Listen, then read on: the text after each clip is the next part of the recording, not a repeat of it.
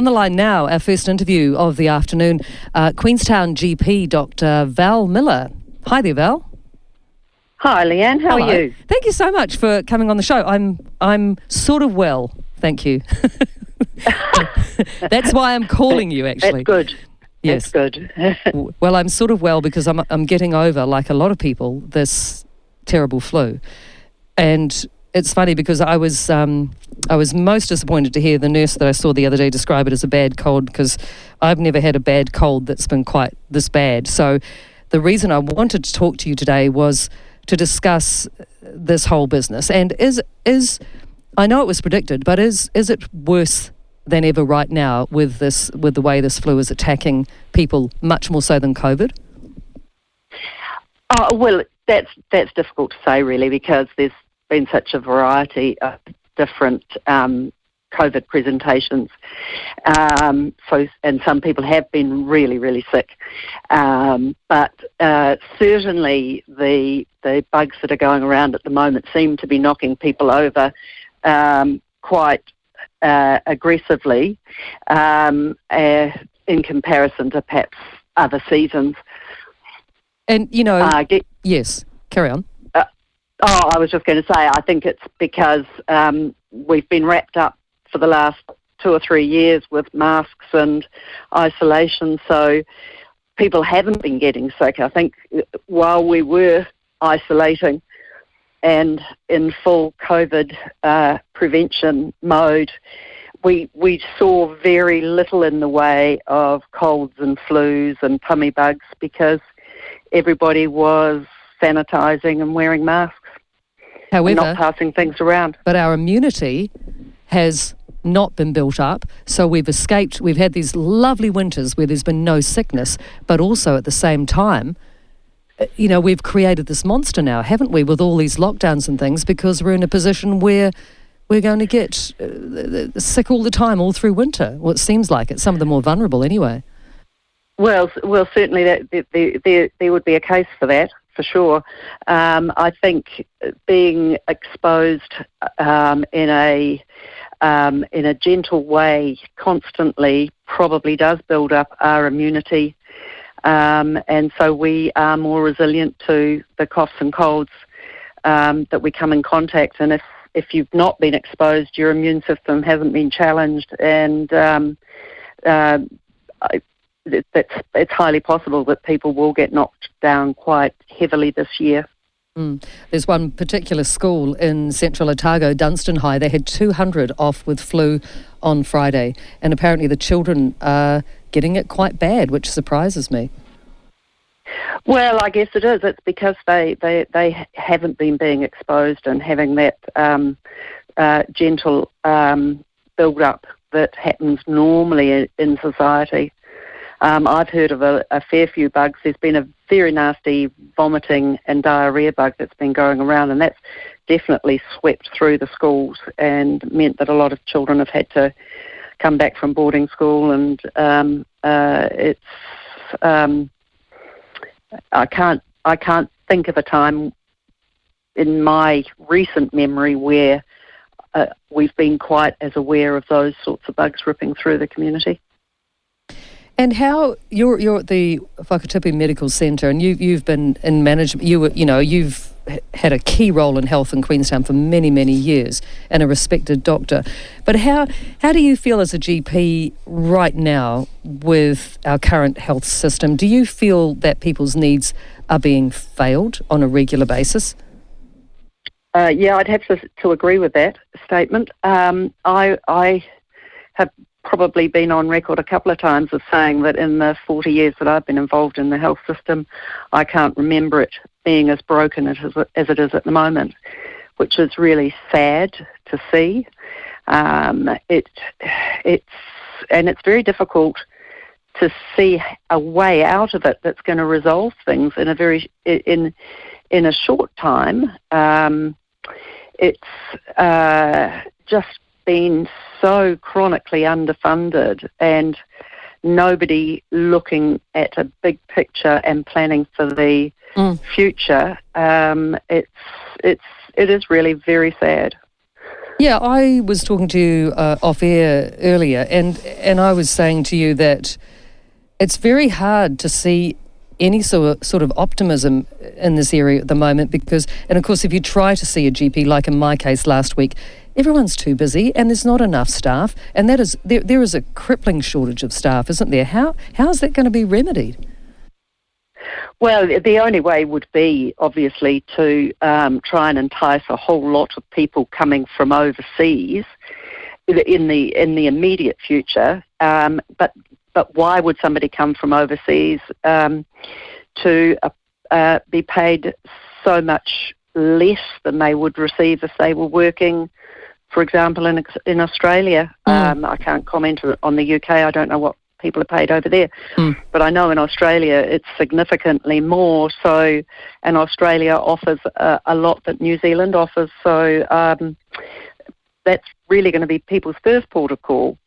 We are, in general practice, in a very bad way because of the age structure also of a lot of the general practice doctors who will be retiring in the very near future, and we're certainly not managing to train up GPs in New Zealand.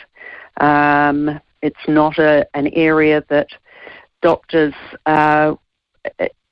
well, obviously some doctors do choose to go into general practice, but an awful lot of doctors choose to go into the specialties because they are likely to attract a more reasonable salary. It is going to require a lot of investment and a new set of eyes to look at the situation, I think. And it's like, it's not like it couldn't, to me, like, you don't want to lay the blame at any one person, but you think about it and you go, well, okay, where was the foresight several years ago when things were falling behind? I mean, look at the state of Dunedin Hospital and look at what's happening with Christchurch and Dunedin right now, swamped. They just don't seem to be coping. And you're in Christchurch right now. I'm sure you would know many people in the medical profession there who are saying that this is out of control. Well, I think that amongst the people that I chat about it, there's not a lot of optimism.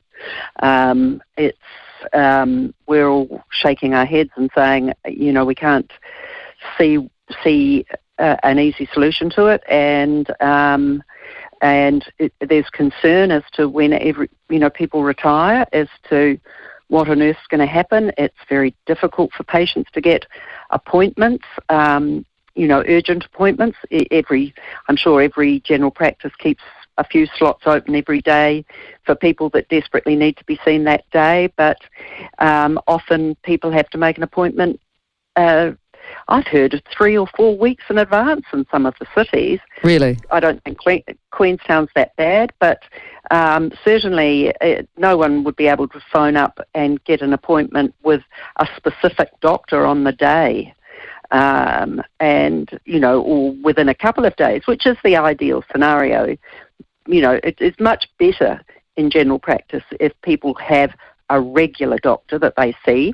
That doctor gets to know them, understand them, and because of the force of numbers now, we've got to the system where you just have to see whoever comes up.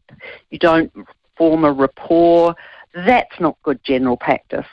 A general practitioner needs to know their patients on an individual basis and understand them, know their families, because that's what general practice is. It's an encompassing specialty where you understand a family or know a family, and that's long gone. Yes, and it's a sad loss because it was a nice tradition, particularly in small towns. I think we still expect that, when you live in a town with not a high population, it's really lovely to go to your doctor and know that they're almost like a family friend. It's it's like the vet, or you feel like you know them personally and you know where they're at, and often that can help in your diagnosis, I guess, too, because you know what's going on in their lives. Absolutely, Leanne. It's a part of caring for somebody in their general health is knowing the dynamics of their family, understanding if they've got people at home that are going to be able to care for them, knowing a bit about their background. That's what general practice is caring for the family unit, the whānau, if you like, so that you don't have to sit down and take a full history every single time they go, because you know that person. Maybe they looked after you when you were having your babies, or looking after second and third generation families is an absolute joy that I've had the privilege to do. But nowadays it's becoming a rarity. So yeah, it's a community loss, and it is a chronic underfunding of healthcare. If you put the money in the general practice and look after families at that level, you are going to need less of the secondary, third level care. And we're seeing that now, is that there isn't that, sort of family input or looking after a whole family, making a healthy family that needs less of the health system further down the track. It's a major loss to the community and to the country, really. So it strikes me that if National were to, surely, I think, fair to say 80% of New Zealanders are probably gravely concerned about where our health system is at. So you would surely think that the opposition should storm in. Should they promote health as their number one concern? Should they dedicate everything? Should they throw the kitchen sink at it? Then undoubtedly, I think people would support that and vote them in. I think so, because I think everybody is very dissatisfied with the health system and are becoming very aware of the fact that it is failing New Zealand,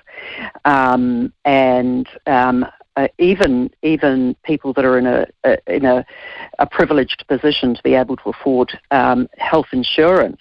That isn't the whole answer, because that only covers what we call cold care, which is procedures that are not urgent,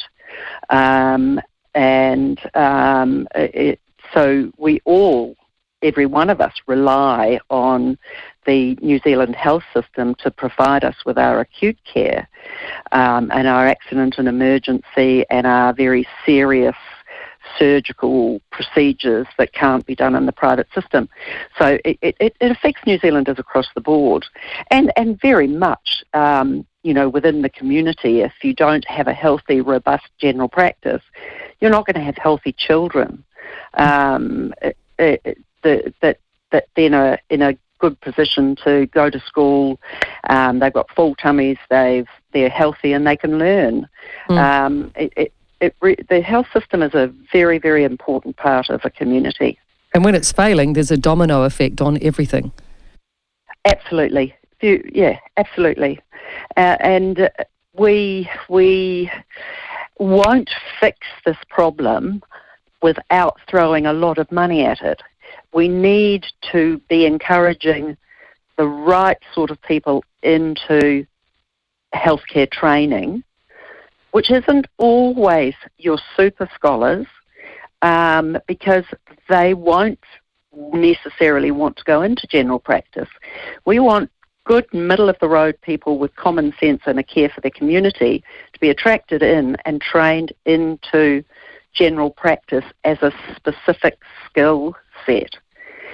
That means that you are looking probably 7 or 8 years before you're going to get any result out the far end.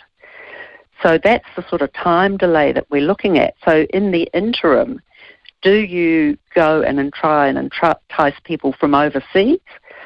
Well, that's a good starting point. And the COVID situation, I mean, there will be a lot of people in the Northern Hemisphere at the moment. They've seen a health tragedy, they're seeing war and whatever. Now would be a time, if we freed up our immigration and put together really good packages, we could probably entice people over here. That would fill a short stop. Right. But long term, we need to be training the people, and it's not going to be, as I say, the person with the top grades in their school, because they'll want to be a brain surgeon or an orthopaedic surgeon or something like that. We want people that look at it as a community. They want to go into the community. They want to do something at the grassroots level. Right. Yeah, I hear what you're saying. So there's a lot of work to be done, isn't there? Yes, it is. And I mean, if we get a change of government, they're not going to fix it in 3 years. They're probably not going to fix it in 6 years.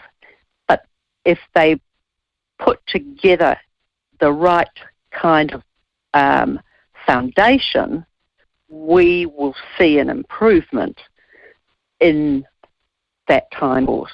And that's what we need. We need somebody that's prepared to go in and fix it at the bottom and not be looking for short-term glory, really. Yeah, I hear you. Yes. Yes. Like, we'll do this. Is there a political party that will do that? I think, yes, there is. But they've got to be prepared to go in there for the long haul, but then make New Zealand aware of what they're doing. That's the thing, isn't it? That's right. And, when you hear stories about, people's having long waits, at Christchurch Hospital, there's more patients than beds. And I heard a story recently up in Auckland, I think, where a person with typhoid fever, which I didn't know was around, and they were sent to wait in their car they spent the entire night in their car with typhoid fever because they couldn't provide any sort of space at all, presumably not even in a hallway, which is dreadful.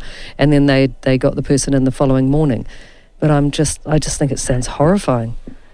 Well, yeah, I mean, that is, obviously typhoid's an infectious thing, so you can't just pop them into any old place in a hospital. You have to have somewhere where they are, can be isolated from other patients. And of course, that's will be full of people with COVID and possibly the standard flus and other bugs and things like that. So yeah, that's that's not a good situation. I do think, however, that we're seeing more and more that, and I'm certainly not commenting on that case because I don't know the details of it, but we do see that there is what I would call perhaps acopia developing amongst the population, is that people in the old days, if you were unwell, you would stay at home and you would take Panadol and you'd take lemon and honeys, and somebody in your family would look after you and keep a good eye on you. There's less of that ability to cope with things. And again, that's a learning thing, knowing when to call an ambulance and when not to call an ambulance. Is this something that I can deal with at home with, common sense? Or will I, because I don't have any knowledge of how to look after myself when I'm sick, call the ambulance? Because that's been a problem through. That's right. Poor St John. So, yeah. Poor St John. I just feel for them. Yeah. Yes. I just feel for everyone who's a nurse is underpaid, too long hours, doctors exhausted, and it's just so frustrating to listen to. And yeah, it's a hard one, and it's funny because then there are the other people who Google their symptoms, which is the worst kind, isn't it? And turn up at the doctor saying, I've got stage 4 cancer because I've just looked up about this thing and I put 2 and 7 together and made 100 million, and and they're not at all. So going online is about the worst thing you can do when you're ill. Common sense, I guess. Yeah, you're right. It's a good way to go. I think. How do you teach common sense at school? There used to be a lot of core subjects that young people learnt. Often when you were at intermediate school, you did health, you did cooking, you did sewing, the basic skill sets. None of those seem to be being taught these days. So everything's focused on higher level stuff. So yeah, I don't know. How do you fix something? You have to go back and start at the grassroots. I guess. Val, I have a case that I wanted to bring up with you about. I won't keep you too much longer, but it's interesting talking. A friend of mine developed this kind of flu thing that I just had, and she'd had the flu vaccination 2 weeks prior. Would that be unusual to get really? She's 13, 14 days into hers and still feeling pretty awful and having breathing and coughing issues. You know, is the flu vaccination really any use? Yes, it is. I mean, the statistics, if you look at it, if you've got a highly vaccinated population, you will definitely reduce the impact of the seasonal flus. But the flu vaccination only covers certain strains of flu, of these viruses. So one is the flu vaccination is not going to stop you from getting everything. So it's possible that your friend may have not had a bug that was contained in the flu vaccination. Right. Because there are lots of other respiratory viruses that track around during the winter time. And the flu vaccine, we usually buy it from the vaccines from the companies that have produced what was in the Northern Hemisphere. So we're sort of banking that what the Northern Hemisphere's had will track down to the Southern Hemisphere. And so if we use the flu vaccine strains that they've used, we will knock out a lot of what has gone through. So we're lucky in that respect, but it doesn't cover everything, and you can get other strains that, and of course you get, even if you're vaccinated, you can still catch a bug, but usually it would be a lot less. So, you know, it's always difficult to say. You know, it's highly likely that if your friend was not really knocked over, that what the bug was not what was in the flu vaccine. Like, for example, for someone like me, so when I'm fully well from this little beastie, and my sinuses don't feel like they do at the moment, would it be beneficial for me to go and have like a flu vax next week for whatever else is lurking around the corner? Oh, absolutely. Just because you've had something doesn't mean that, again, what was in the flu vaccine. And two is, I mean, just like with COVID, some things you can get again and again. So, yeah, definitely worthwhile. But it's always better to go and have a vaccine when you're feeling 100% well. That's a good point. Because, yeah. So don't go and have it when you're... Yes. Yeah, don't go and have it when you're feeling run down. When you're only like 70, 80% through it. Yeah. Yeah, yeah. Okay, well, that's a good tip, because I'm sure there's people who are listening who've been affected. In your opinion, Val, is the South worse off at the moment with this winter influenza situation, or is it nationwide? Oh, I honestly don't know, Leanne. I mean, that I haven't read the latest stats on what there is in the North Island and what there is in the South Island. We tend to track behind the North Island because most of ours comes in from up there. But obviously we've got flights from overseas at the moment, and that's always can be a bountiful source of flu bugs and viruses. So no, I couldn't say on that one. Bountiful in the wrong way. We don't want that sort of bounty. No, exactly. But it's a byproduct. Now, so it's interesting because something's just popped up online, and I'm just going to the story. Why flu is a big deal, particularly this year. So I am on the right track with this interview, and as are you, because this particular piece. Now, this is an Otago University study, and it says that this flu season is particularly problematic for a number of reasons. And then they go on to list all these reasons. This is the first time I've actually seen this, but it's interesting that they are saying, the experts, the professors, yes, the learned people are saying, and there's also a thing called long flu as well, which is just like the long COVID situation. I suppose that's perfectly feasible that you can have that as well. Oh, absolutely, because COVID is just another virus. So yes, you can have this happen with all sorts of things.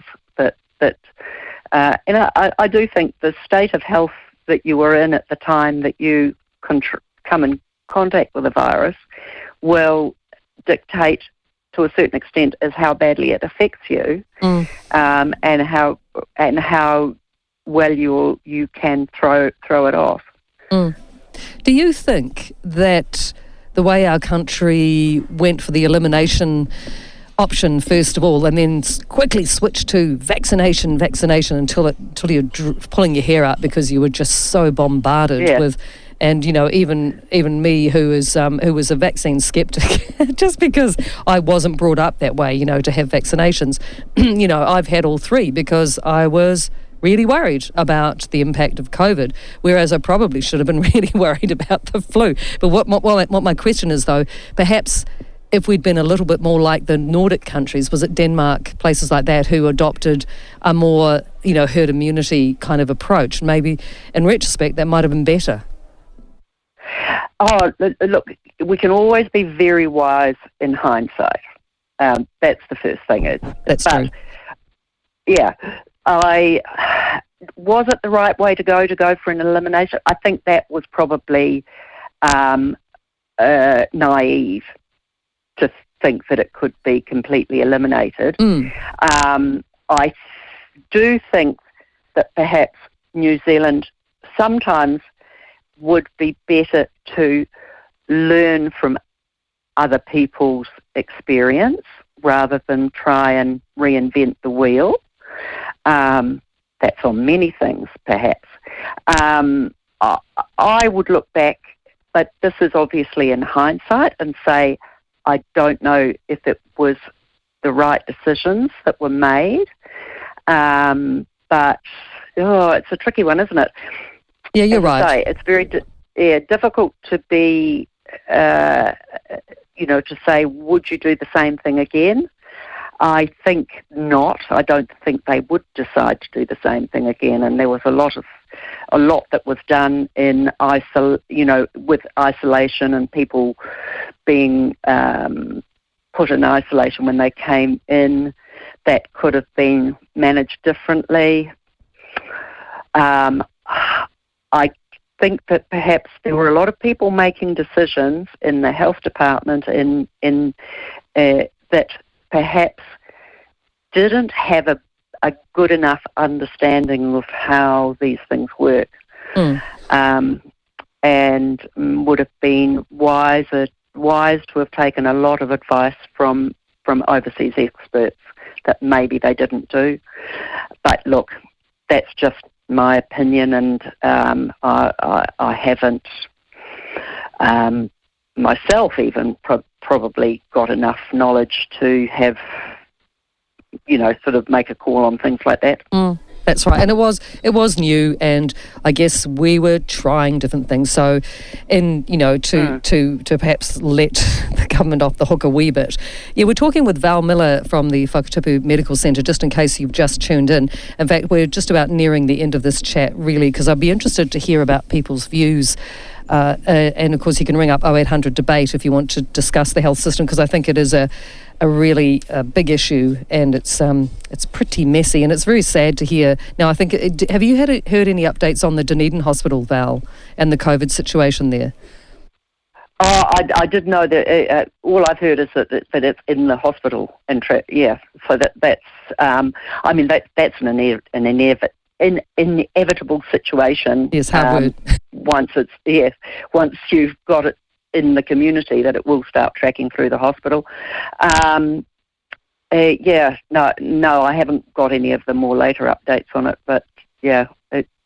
I think the North Island hospitals have been through it already. It just. The South Island just seems to be tracking behind the North Island on most things, doesn't it? I think it does feel like that now. I used to love the South, but now I'm just thinking I might have to move north. Actually, I'm wondering whether it's just the winter of our discontent has hit us, because we had a bit of a dream run, and everyone was quite well, and we didn't get hard. Of course, the South was COVID free for a lot longer than our cousins in the North, in Auckland, for example, going through the 4-month lockdown and what have you. So it is interesting. But I tell you what, it's very interesting what you say about the mask wearing, and I think that's something that, you do feel quite unwell, don't you, when you have to wear a mask for a long time, and all that bad air is going back into your body, and you're not getting oxygen, and if you, especially like me, if I'm, if you're really nasally and blocked up and you can't hear because your ears are full of stuff, then wearing a mask is quite hard, and you just wonder whether that's exacerbating everything. But on the other hand, how useful, Val, a mask going forward? Like, for example, I don't want to get COVID right now because I'm obviously a bit run down. So I'm kind of wearing my mask in public places a bit just for that reason. It's still going to help me a bit, isn't it? Absolutely. If you wear one of the highly rated masks, which aren't particularly pleasant to wear, but you do get used to them, that is going to help you not get COVID. Yeah. And also it helps you not get flu, and it helps you not get a gastro bug and all of those sorts of things. Yeah. And if you sanitize and wash your hands and things like that, that is going to help. And definitely, if you're in a bit of a rundown state, wearing a proper mask is going to help you. No doubt about it. I mean, look at the Asian countries; they've been doing that for a long time, wearing masks to stop spreading bugs and to stop themselves from catching them.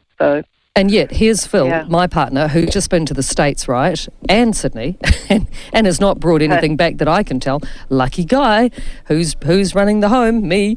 I'm keeping the home fires burning. That's.